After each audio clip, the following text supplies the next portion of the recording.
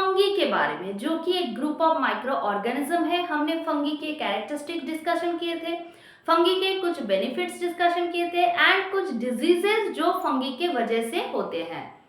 I hope आप लोगों ने उस वीडियो को देखा है, और अगर आप लोगों ने उस वीडियो को नहीं देखा है तो डिस्क्रिप्शन बॉक्स में लिंक है, आप जाके उस वीडियो को देख सकते हैं। So hello everyone, this is Papiya Mukherjee and welcome back to my channel. आज के इस सेशन में हम डिस्कशन करने वाले हैं एक और ग्रुप ऑफ माइक्रो ऑर्गेनिज्म के बारे में। तो चलिए आज का सेशन शुरू करते हैं। आज के इस सेशन में हम डिस्कशन करने वाले हैं प्रोटोजोआ के बारे में। प्रोटोजोआ माइक्रो ऑर्गेनिज्म का ही एक ग्रुप है जिनमें बहुत सारे माइक्रो ऑर्गेनिज्म इंक्लूडेड है।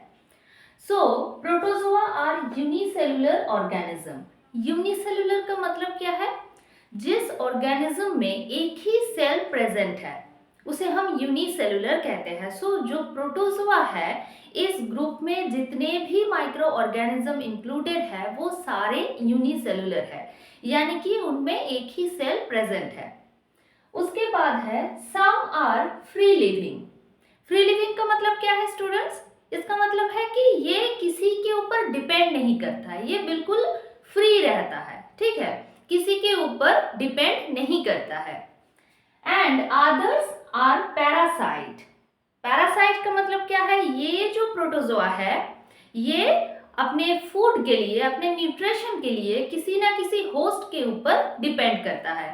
सो प्रोटोजोआ इस ग्रुप में जितने भी माइक्रो ऑर्गेनिज्म है उनमें कुछ है फ्री लिविंग, जो किसी के ऊपर डिपेंड नहीं करता है, बिल्कुल फ्री रहता है, और कुछ है पैरासाइट, यानी कि जो न्यूट्रिशन के लिए किसी ना किसी होस्ट के ऊपर डिपेंड करता है। Protozoa are found in aquatic environment, यानी कि ज्यादातर प्रोटोजोआ कहाँ पे ग्रो करते हैं? एक्वाटिक एनवायरनमेंट में। फिर अगर हम कुछ एग्जाम्पल की बात करें तो वैसे तो प्रोटोजोआ इस ग्रुप में बहुत सारे माइक्रो ऑर्गेनिज्म इंक्लूडेड है, लेकिन यहाँ पे मैं 3 एग्जाम्पल लिखी हूँ। First of all amoeba, paramecium and Euglena. So students, आपको प्रोटोजोआ के कुछ एग्जाम्पल अच्छे से याद रखना पड़ेगा, ठीक है। उसके बाद डिजीजेस कॉज्ड बाय प्रोटोजोआ। कुछ डिजीजेस के बारे में हम देखेंगे जो कि प्रोटोजोआ के वजह से होते हैं, जैसे कि डिसेंट्री। ये एक डिजीज है जो एक प्रोटोजोआ की वजह से होते हैं, जिसका नाम है एंटामीबा। फिर आते हैं मलेरिया। मलेरिया एक डिजीज है जो कि एक प्रोटोजोआ की वजह से होते हैं, और उन प्रोटोजोआ के नाम है Plasmodium. So I hope students, आप लोगों को ये जो प्रोटोजोआ हमारा एक ग्रुप है माइक्रो ऑर्गेनिज्म का, ये अच्छे से समझ में आ गया है। तो चलिए अब हम और एक ग्रुप के बारे में डिस्कशन करेंगे। अब हम डिस्कशन करने वाले हैं एक और माइक्रो ऑर्गेनिज्म की ग्रुप के बारे में, जिसका नाम है एल्गी। अब एल्गी ये क्या है? ये एक सिंपल प्लांट लाइक ऑर्गेनिज्म है, मतलब कि ये प्लांट के जैसा ही एक ऑर्गेनिज्म है। एल्गी के अंदर भी बहुत सारे माइक्रो ऑर्गेनिज्म इंक्लूडेड होते हैं।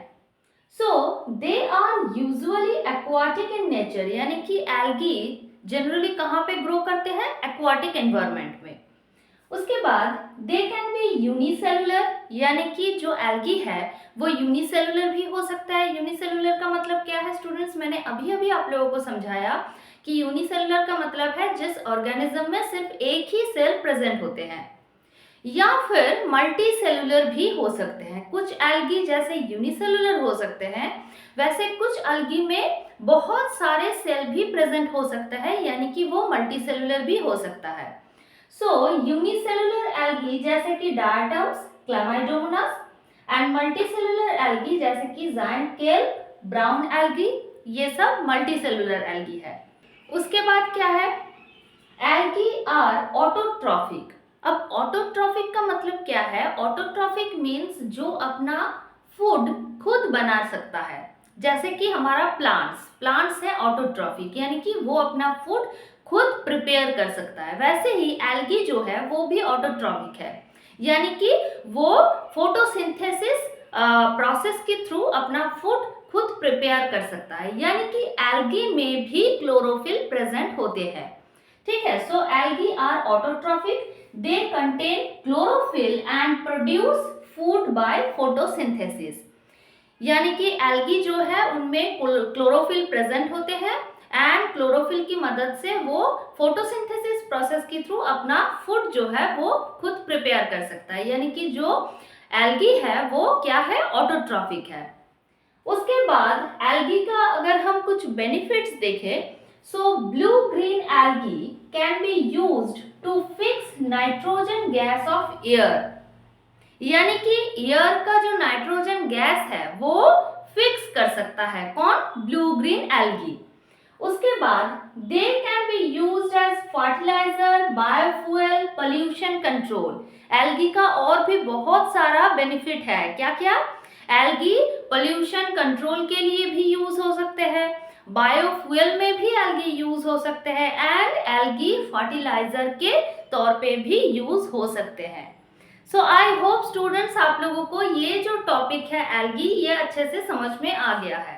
अगर आप लोगों को वीडियो अच्छे से समझ में आ रहा है तो प्लीज़ मुझे कमेंट सेक्शन में ज़रूर बताइए। वीडियो को एक लाइक कीजिए एंड अपने दोस्तों के साथ शेयर कीजिए। और अगर आप इस चैनल पे नया है तो चैनल को सब्सक्राइब करके बेल आइकन को प्रेस कीजिए ताकि मैं जब भी नया वीडियो अपलोड करूं आपको उसका नोटिफिकेशन मिल जाए। तो चलिए आज का सेशन यहीं पे एंड करते हैं एंड मिलते हैं नेक्स्ट सेशन में। तब तक के लिए बाय बाय।